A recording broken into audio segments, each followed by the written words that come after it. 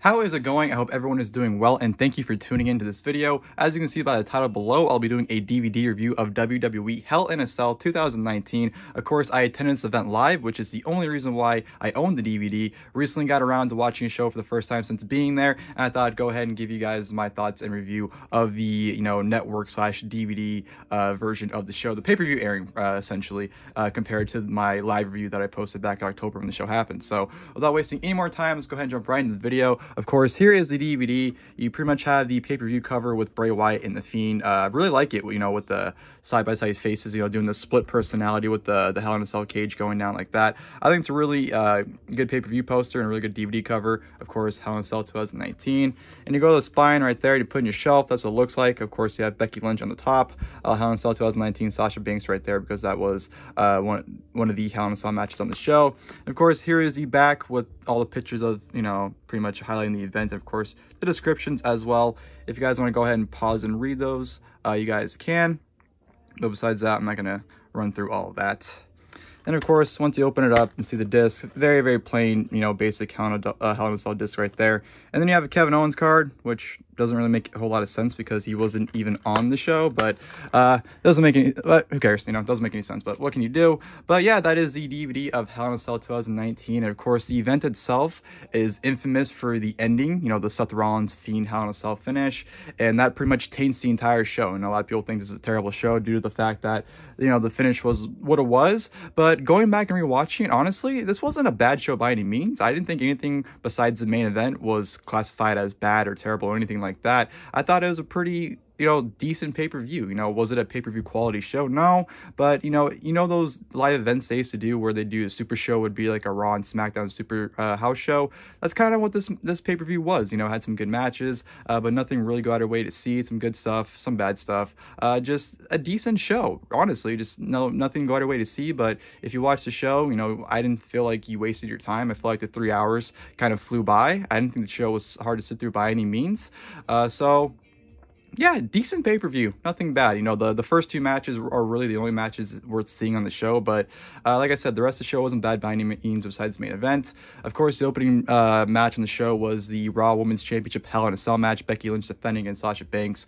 Obviously, match of the night. This match was incredible right from the get-go. Sasha Banks throwing Becky into the cell as it was lowering to pretty much, get a jump start. And these two women went out there and tore the house down. I thought they were very creative with the spots they were able to do with, Sasha, the way she was able to hit different meteoras, whether it was, into the ladder, into the cage, or into the cell, or through a table, and she did the Becky. She just did a lot of different creative meteoras. Love the spot where Becky, set up Sasha in the cage with the kendo stick in the chair and set her up, elevator her up onto it, and did the drop kick in the corner. They utilized the cell pretty good, and they, are pretty well, I should say. And, they really made this feel like a Hell in a Cell match. They felt like they were legitimately in there for a reason, and they legitimately felt like they were trying to, kill each other in a sense. So, I thought they went out there, tore the house down, like I said. Great stuff. Finish was kind of out of nowhere, with Becky, getting the disarmor on, Sasha, and it looked like Sasha was reaching for a chair to break it up, so I think everyone thought Sasha was going to get out of it, but Sasha ultimately ended up tapping out, and Becky ended up retaining the Raw Women's Championship. So, like I said, match of the night, great ways to kick off the show, incredible match, the best women's Hell in a Cell match, and that was only been two, but I think Sasha and Becky definitely went out there and tore the house down, and had a very creative and innovative Hell in a Cell match.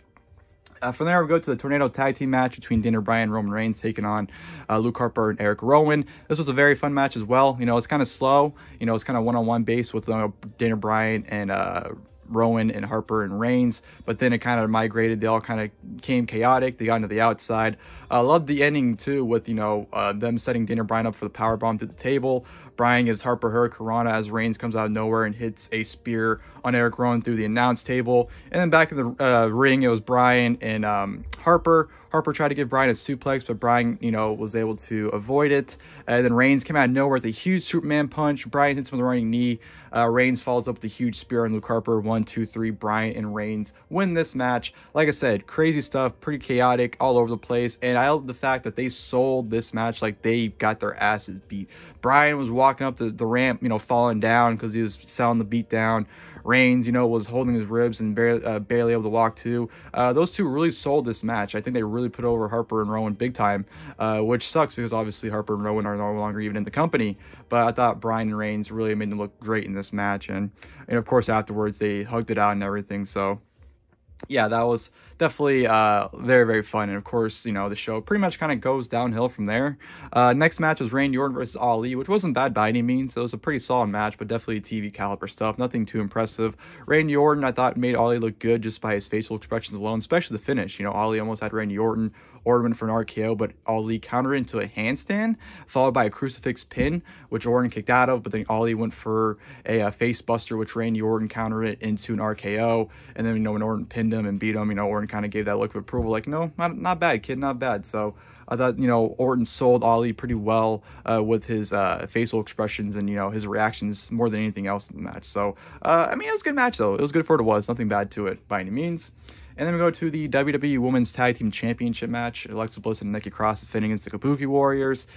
Pretty on par with most of their matches. You know, kind of have a slow start, but then it progresses and gets pretty well. And both teams gel pretty well. I don't think they've ever had a really bad match. They've never had a great match either, but, you know, their matches are consistent. They've been consistent for the most part. And this match is another prime example of it.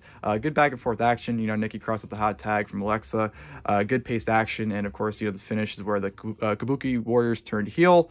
You know, Alexa took out Kairi Sane on the outside. Referee's distracted. Asuka blows a mist in Nikki Cross's face. Hits a pretty terrible Asuka kick, not gonna lie. Covers Nikki, making sure she covers her face. The referee doesn't see the green mist. 1, 2, 3. And the Kabuki Warriors are your brand new WWE Women's Tag Team Champions. So solid match there nonetheless. Nothing really much to it though, but yeah, everyone popped huge for the Kabuki Warriors getting the win. Next, we had the OC, of course, Luke Gallows, Karl, and AJ Styles taking on the Viking Raiders and their mystery tag team partner, who ended up being Braun Strowman. This was fun. I thought it was nonstop action. I thought it was pretty good, pretty well paced. Obviously, as majority just, you know, OC and Viking Raiders. You know, AJ and Strowman didn't really do much until the end, until they got those tags.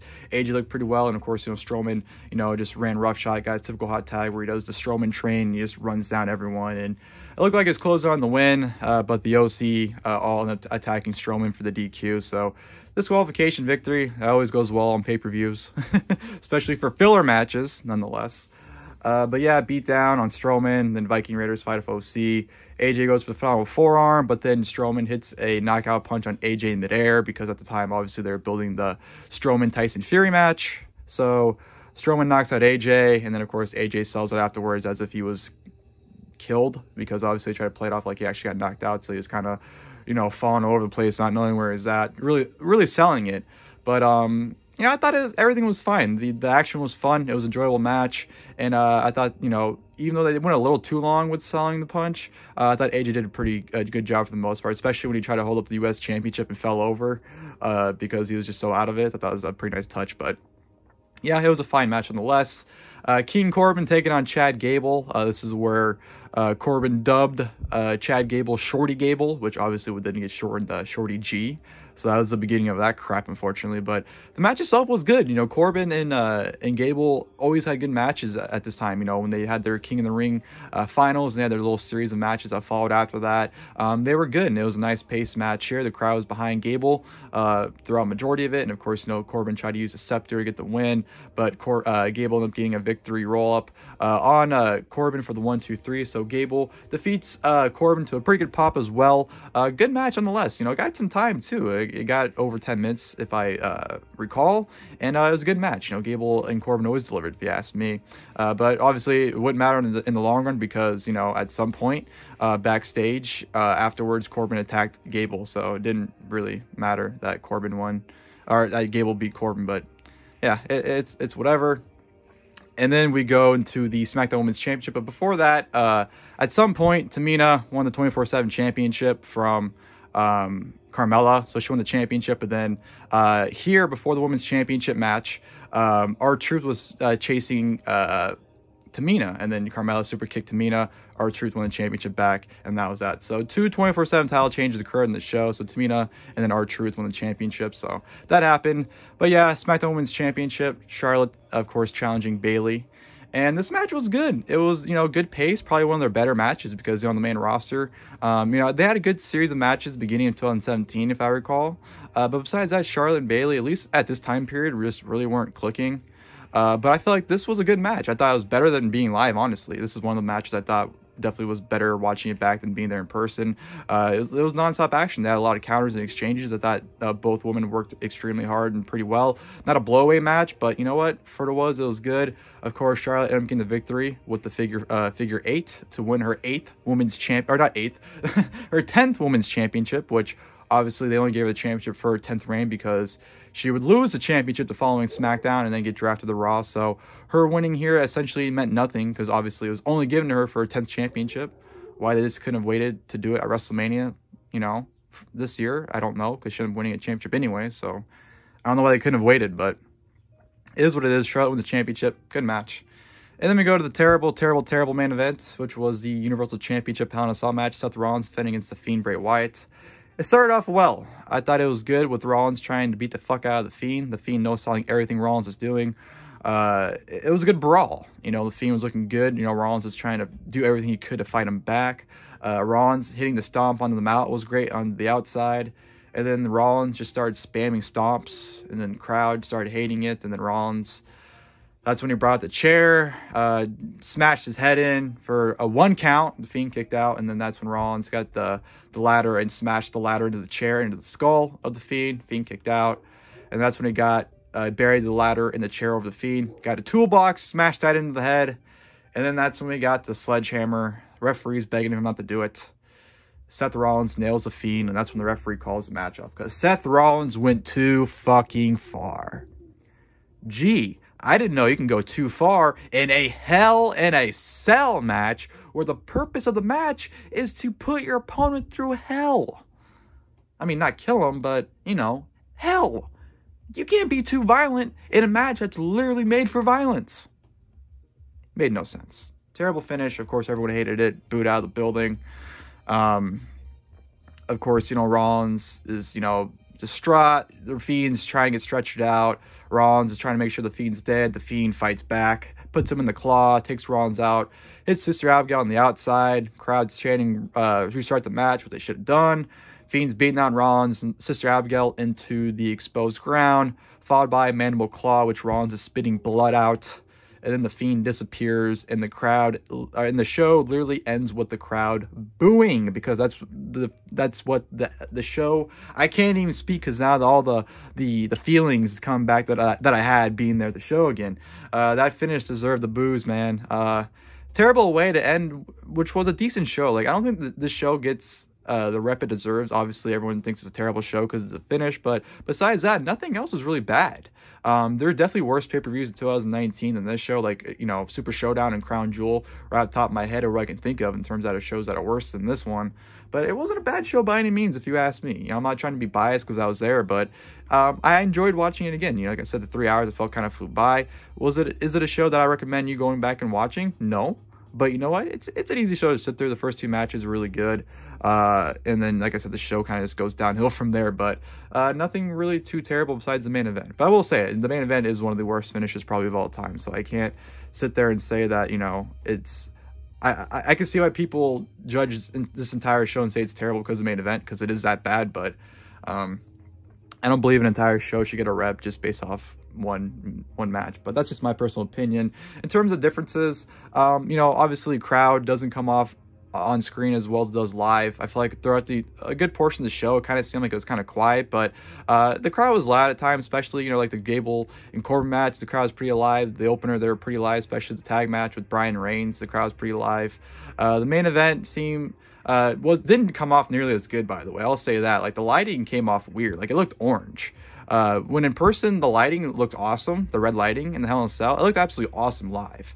But I can see why watching back, why people hated it, because it didn't look good at all on camera. But in person, it looked absolutely incredible, if you ask me. But yeah, Hell in a Cell, like I said, decent show. Nothing too great about it, but, you know, I don't think it's nearly as bad as people make out to seem. Hope you guys enjoyed the video. If you guys did, please feel free to leave a like below. And of course, until next time, I'll see you guys later. Thank you guys for watching the video.